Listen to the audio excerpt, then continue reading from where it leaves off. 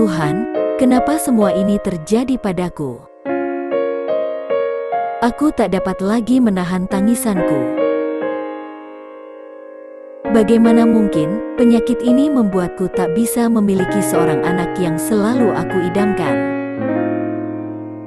Dan yang membuat aku lebih terkejut dengan pernyataan dokter bahwa aku mengidap penyakit ini sudah lama. Namun, kenapa aku tidak mengetahuinya? Ayah, ibu, bahkan Mas Raka, ucapanku terhenti saat namanya terucap di bibirku. Apa ini alasan Mas Raka selama ini tidak menginginkan seorang anak? Tidak, bukan dia yang tidak ingin memiliki keturunan, namun akulah yang tidak bisa memberinya keturunan. Mbok Mina diizinkan masuk ke dalam setelah melihatku tergeletak tak berdaya di lantai di rumah sakit. Bu Yura. Aku memeluk kuat Mbok Mina setelah tak sanggup untuk bangkit berdiri dengan kedua kakiku sendiri. Sepanjang perjalanan pulang air mataku terus saja menetes. Mbok Mina yang khawatir langsung menghubungi ibuku. Aku duduk termenung di atas kasur dalam kamarku. Terus terbayang dalam benakku, bagaimana dulu dengan gigihnya aku selalu menyalahkan Mas Raka atas situasi ini. Bagaimana dengan gampangnya aku selalu berpikir untuk meninggalkannya karena tak ingin memiliki seorang buah hati. Seharusnya, dialah yang harus berpikir dua kali untuk menikahi perempuan sepertiku. Hingga malam tiba, aku sama sekali tak memiliki nafsu makan. Kenyataan ini terlalu pahit untuk ku terima. Aku merasa tidak sempurna dan gagal menjalani kodratku sebagai seorang perempuan. Beberapa kali Mbok Mina mencoba membujukku dengan hidangan kesukaanku, namun aku tetap tak mau keluar dan mengunci pintu dalam kamarku. Beberapa kali aku mendengar ketukan Mbok Mina yang mengatakan Bima datang untuk menjengukku, namun aku tetap menolaknya. Aku masih ingin menyendiri dulu. Mencoba berdamai dengan diriku sendiri walaupun sulit. Hingga saat ibu tiba, aku baru berani melangkahkan kaki untuk keluar dari kamarku. Ibu, aku memeluk ibu erat. Air mata yang terus mengalir sedari tadi, kini bertambah deras di pelukan ibu. Maafkan kami yang tak pernah memberitahumu, Nak. Kami pikir, dengan sikap Nak Roko yang bisa menerima kamu apa adanya sudah cukup untuk membuat kalian bahagia. Ibu, aku semakin memeluk ibu erat. Sekarang kamu mengerti kan kenapa bapakmu sangat menyayangi Nak Roko seperti anak sendiri. Laki mono yang akan tetap nekat menikahimu setelah mengetahui kekuranganmu, Nak. Dengan berlinang air mata, ibu mengusap kepalaku. Ingin rasanya aku berteriak sekencang-kencangnya untuk melepaskan segala beban dalam dada. Aku tahu ini bukan akhir segalanya. Namun, kenapa engkau sangat yakin aku bisa melewati semua ini, Tuhan? Mas Raka, maafkan aku, sungguh aku sangat menyesal. 2 minggu berlalu setelah kabar pahit itu, aku mulai sedikit bisa membiasakan diri dengan keadaan ini. Ibu mengajakku untuk tinggal sementara di kampung untuk menenangkan diri, namun aku menolaknya. Aku masih punya tanggung jawab untuk pekerjaanku. Dan kurasa aku juga harus bangkit perlahan dari keterpurukan ini. Bukankah apa yang telah menjadi kehendaknya adalah takdir terbaik dalam hidupku? Perlahan, aku mulai menjalani hidupku dengan normal. Aku tahu bahkan di luaran sana banyak wanita sepertiku. Dan mereka bisa menjalani hidup mereka dengan baik. Aku tidak sendiri. Dan mengenai hubunganku dengan Bima, kurasa dia berhak tahu. Dan berhak memutuskan untuk tetap tinggal ataupun pergi dengan caranya sendiri setelah mengetahui kekuranganku ini. Aku tidak peduli Yura, aku mencintai kamu.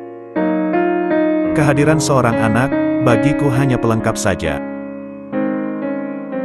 Ada atau tidaknya itu tergantung takdir Tuhan.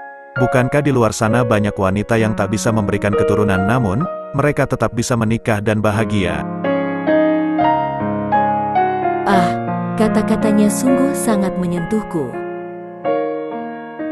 Bagaimana bisa Tuhan menghadirkan dua orang yang tulus yang bisa menerima segala kekuranganku dalam hidup ini? Dan, untuk yang pertama kalinya aku bertemu kembali dengan ibunya Bima setelah masa-masa sulit yang kulalui kemarin. Aku tidak terlalu terkejut, karena sudah menduga hal ini pasti akan terjadi.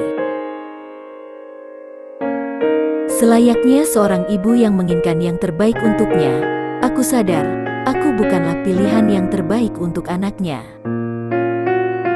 Sikap ibunya mulai berubah. Kini, aku mengerti mengapa ibu mertuaku dulu tak pernah menyukaiku. Apapun yang kulakukan tidak akan pernah bisa merebut hatinya.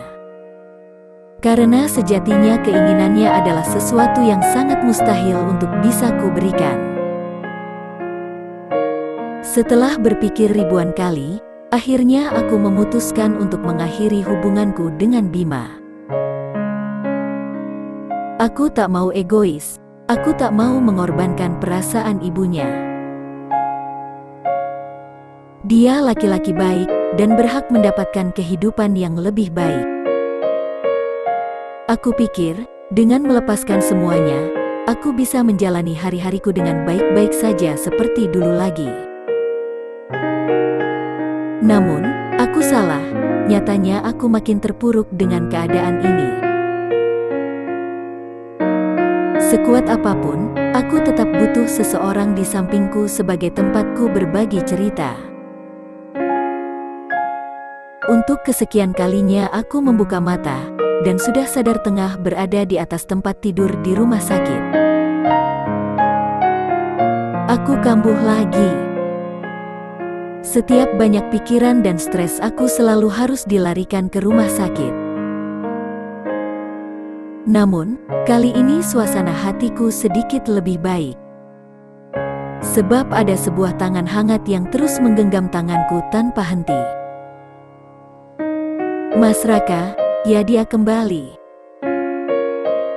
Aku menangis terseduh-seduh dalam dekapannya. Dia adalah orang yang tak akan pernah meninggalkanku, apapun keadaanku. Maafkan aku, Mas. Sungguh aku sangat menyesal mengapa dulu dengan bodohnya aku bisa berpikir melepas seseorang yang begitu tulus mencintaiku. Tak apa Yura, kita bisa memulai semuanya dari awal lagi. Aku memeluknya erat. Rasanya ingin aku berlutut di kakinya untuk memohon ampun atas segala dosa-dosaku kepadanya dulu. Akhirnya, aku kembali menikah dengan Mas Raka lagi. Namun, dengan syarat, ia juga harus berpoligami untuk mendapatkan sebuah keturunan. Walaupun awalnya Mas Raka menolak syarat yang kuajukan. Ini gila, aku tidak mau Yura. Bagaimana bisa, aku menikah dengan orang yang tidak aku cintai, aku tidak mau. Namun, tanpa lelah aku terus membujuknya sampai akhirnya ia setuju dan menerima permintaanku. Aku tahu ini bukan hal mudah yang akan kujalani. Dadaku selalu saja merasa sesak setiap membayangkan ia berada di pelukan wanita lain. Namun, aku tak mau egois. Sebagaimana dulu ia berkorban untukku, kurasa sekarang giliranku berkorban untuknya. Aku memilihkan calon istri terbaik untuknya untuk melengkapi kekuranganku. Ibuku sangat bahagia mengetahui aku bisa kembali hidup bersama Mas Raka lagi. Sebagaimana keinginan ayahku selama masa hidupnya. Dan ibu mertuaku juga sangat bahagia. Akhirnya ia bisa menimang cucu dari anak laki-lakinya yang selama ini selalu ia idam-idamkan.